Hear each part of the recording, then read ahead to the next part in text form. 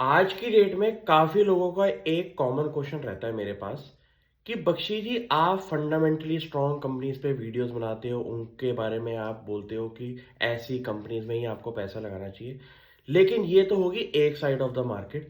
दूसरी side of the market के अंदर जैसे कंपनीज हैं हमारी सुजलॉन जैसी, जिन्होंने पिछले एक डेढ़ साल के टाइम पीरियड में 200-300% की रिटर्न दी है, वहाँ ऐसी कंपनीज को आप क्यों इग्नोर करते हैं और उनके बारे में क्यों पब्लिकली बोलते क्यों नहीं है? मेरा सिंपल सा आंसर है कि जो स्टॉक्स मेरे को लगता है कि सुबह उठते ही मेरे को टेंशन देंगे, उन स्टॉक्स से अच्छा मैं ऐसी फंडामेंटली स्ट्रांग कंपनीज में पैसा लगाऊं जहां पे मेरी परसेंटेज गेन आज की डेट में अगर सुजलॉन के कंपैरिजन पे कम भी है,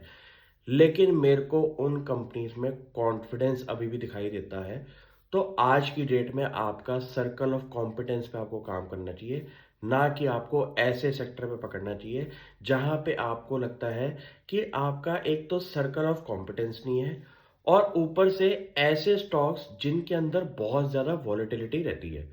अब सुजलॉन ऐसी कंपनी है जो कि रोज सुबह उठ के आपको अगर 4-4 5-5% का अपसाइड डाउनसाइड दिखा रहा है, प्लस कंपनी ने अगर 200% की भी रिटर्न दी है, लेकिन अभी भी आपका उस स्टॉक को लेके कॉन्फिडेंस लेवल नहीं है, तो आपको ज़रूरी नहीं है कि आपको हर स्टॉक मार्केट के अंदर उठाना है और उसमें ट्रेड करना है। ज़रूरी वो चीज़ें होती हैं जो कि आपके दिल में सुकून दे कि यार ये स्टॉक को मैंने पढ़ा,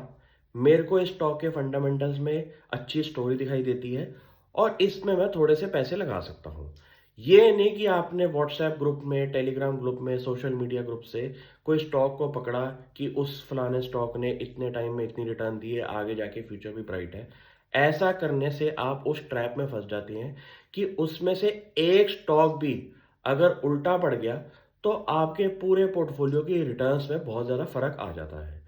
ये चीज़ें आज से 7-8 साल पहले मैंने ज़रूर करी है, मैं कभी ये नहीं बोलूँगा। लेकिन आज की डेट में मेरे को उन्हीं स्टॉक्स में पैसा लगाना है जहाँ पे एक तो मेरा सर्कल ऑफ कॉम्पिटेंस बैठा हो, मेरे को उन स्टॉक्स को होल्ड करने में मज़ा आता हो और मुझे उनमें एक स्टोरी ऐसी दिखाई देती है कि मुझे लगता है कि इतनी एच एक्स परसेंटेज की जो रिटर्न्स हैं वो मेरी बनती हुई दिखाई बन सकती है ऐसे स्टॉक्स में।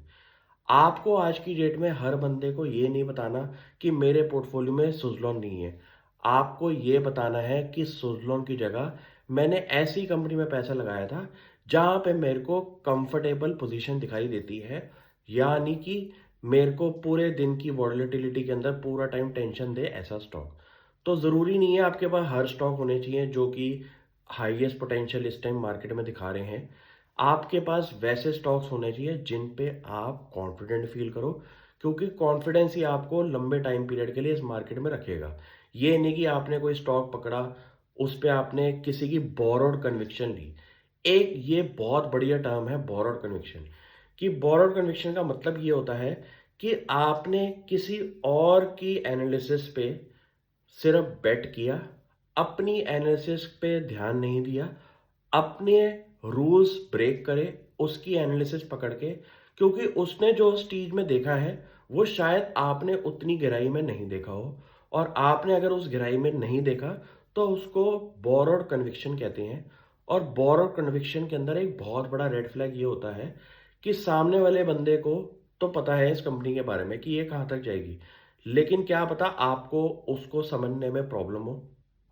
आपका कॉन्फिडेंस लेवल उस स्टॉक के अंदर सेम ना हो,